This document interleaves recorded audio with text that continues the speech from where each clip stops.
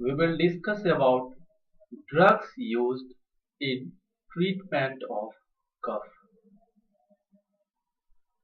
सबसे पहले तो ये जानना जरूरी है कि कफ होता क्या है।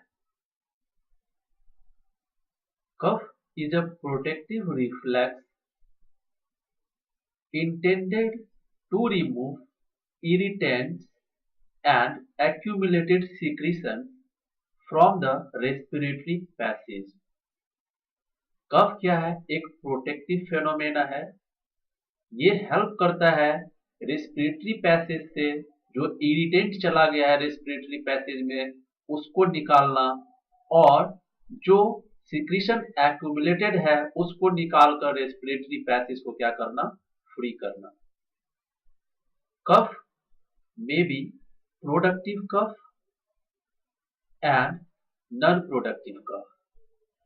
Productive cough help to clear the airway. Suppression of productive cough is harmful as it may lead to infection. यदि आप कफ प्रोडक्टिव है और उसे सप्रेस कर रहे हैं कोई मेडिसिन लेकर तो इन्फेक्शन होने का चांस रहता है। इसलिए प्रोडक्टिव कफ को सप्रेसेंट्स ड्रग से सप्रेस नहीं करना चाहिए। Treatment of productive cough includes antibiotics for infection, expectorants and mucolytics for cough. क्योंकि यदि कफ एक्यूमुलेटेड है तो हो सकता है कि इन्फेक्शन हो, इसीलिए इसमें एंटीबायोटिक को भी चलाना जरूरी होता है। Now non productive cough. Non productive cough it is useless and should be suppressed और इसको सप्रेस किया जाता है antitussive cough centre suppressants drugs से। Now classification of drugs. Classification of drugs for cough includes antitussives. Antitussives cough centre suppressants. इसमें जो ये इसका सब क्लासिफिकेशन है वो है opioids, non opioids and antihistaminics. Antitussive cough में ओपियोइड्स का एग्जांपल है कोएडीन, इथाइलमॉर्फिन, फॉल्कोडीन। नॉन ओपियोइड्स है noscapine, dextromethorphan, क्लोफेडाइनॉल।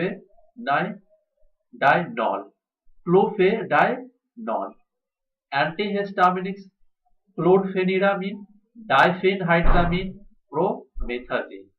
And a fourth class है पल्मोनरी रिसेप्टर डिसेंसिटाइजर प्रोनॉक्सडाइजिन। एक दूसरा क्लास है फेरिंजियल डिमल्सेंट्स, लॉजेंजेस, लिंक्ट्यूसेस एंड लिक्यूराइस इसका एग्जांपल है। नाउ जो इंपॉर्टेंट है वो है एक्सपेक्टोरेंट्स एंड म्यूकोलाइटिक्स जो प्रोडक्टिव कफ में यूज करते हैं। एक्सपेक्टोरेंट्स का एग्जांपल है sodium and potassium citrate, potassium iodide, guaifenesin, ammonium chloride.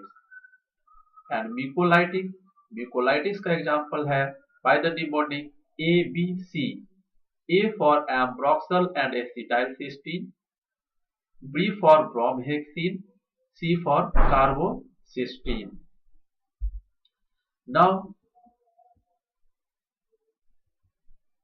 we are going to discuss briefly about codeine. Codeine के लिए आप 4C याद रखें और जो इस C का मतलब है वो यहाँ मैंने येलो से मार्क किया हुआ है। Cough centre suppressant, CNS depression, causes constipation should be avoided in children.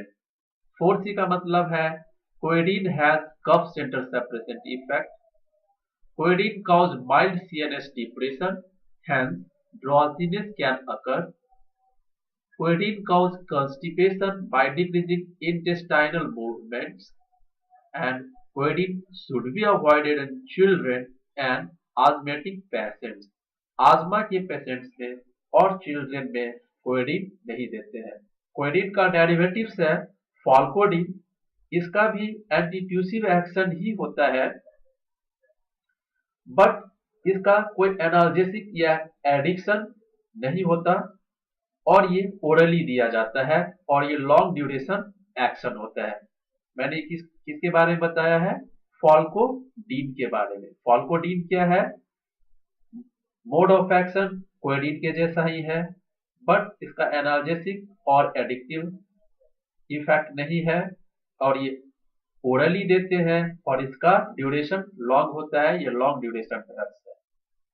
दूसरा एग्जांपल है नॉस्कैपिन, यह एक ओपियम एल्केलॉइड्स है, और पोटेंट एंटीट्यूसिव इफेक्ट इसमें भी है, but it is used in spasmodic cough. Noscapine को स्पाज्मोडिक कफ में यूज करते हैं, और इसका भी कोई एनाल्जेसिक इफेक्ट नहीं है, और ये कॉन्स्टिपेशन, एडिक्शन और सीएनएस डिप्रेशन भी कॉज नहीं करता है। बट नॉस्कैपिन का जो साइड इफेक्ट है वो है नॉजिया एंड हेडेक। डेक्स्ट्रोमेथोर्फैन भी एक सेंट्रली एक्टिंग एंटीट्यूसिव एजेंट है, इसका भी कोई एनाल्जेसिक प्रॉपर्टी नहीं होता है, और ये भी न कॉन्स्टिपेशन कॉज करता है और न इसका एडिक्शन होता है। म्यूकोसिलियरी फंक्शन के कारण ये रेस्पिरेटरी पैसेज को भी अफेक्ट नहीं करता है। और एंटीहिस्टामिन्स में डाइफेनहाइड्रामिन, क्लोरफेनहाइड्रामिन, क्लोरफेनिरामिन, प्रोमेथाजिन, ये क्या होता है? सीडेटिव होता है, एंटी एलर्जिक और एंटी कोलिनर्जिक एक्शन के कारण इसको कफ में यूज करते हैं। Sedation, anti allergic and anti cholinergic action के कारण। They produce symptomatic relief in cold and cough associated with allergic condition of respiratory tract। यदि कोई एलर्जिक कंडीशन के कारण इनफैक्ट कोल्ड है तो एंटीहिस्टामिन का यूज करते हैं। एक दूसरा क्लास ऑफ ड्रग्स देखा है हम लोग ने, फेरेंजियल डिमल्सेंट्स। इसका क्या मतलब होता है? फेरेंजियल डिमल्सेंट्स का एग्जांपल है सिरप, लॉजेंजेस, लिक्ट्यूसेस और लिक्यूराइस, और इसको यूज करते हैं जो कफ होता है, इरिटेशन ऑफ लैरिंग्स, लैरिंग्स के ऊपर जो इरिटेशन होता है उसके कारण जो कफ होता है उसमें फेरेंजियल डिमल्सेंट्स का यूज करते हैं। ये काम इस तरह से करता है कि ये सलाइवा के सिक्रीशन को इंक्रीज करेगा, और soothing produce protective soothing effect on the inflamed mucosa. यानी कि pharyngeal डिमल्सेंट्स increase salivation and produce protective smoothing effect on the inflamed mucosa। Expectorants, म्यूकोकाइनेटिक्स। Expectorants का काम होता है, ये प्रोडक्टिव कफ में यूज करते हैं, और ये drugs increase the volume of bronchial secretion and reduce viscosity of sputum, hence cough becomes less tiring and productive। They include potassium and sodium iodides, chlorides, carbonates, acetates। इस expectorants को, ये drugs useful होता है chronic कफ में, इसको chronic कफ में use करते हैं। म्यूकोलाइटिक्स, म्यूकोलाइटिक्स वह एजेंट है which breaks the thick tenacious sputum and lower the viscosity of sputum so the sputum comes out easily with less effort। ये क्या करता है? टीनेसियस स्पुटम को, थिक स्पुटम को थिन करता है, उसके विस्कोसिटी को कम करता है, और इजीली स्पुटम को क्या करता है? बाहर करता है रेस्पिरेटरी ट्रैक्ट से। अब म्यूकोलाइटिक्स में ब्रोमहेक्सिन के बारे में थोड़ा देख लीजिए। ब्रोमहेक्सिन क्या है? ये सेमी सिंथेटिक एजेंट है जिसका ओरल यूज होता है। इसका potent mucolytic and mucokinetic effects होता है। करता क्या है ये? Bromhexine liberates lysosomal enzymes which cause digest the mucopolysaccharides which cause decreases viscosity of sputum व्हिच काउज cough becomes less tiring and productive। The side effects are rhinorrhea,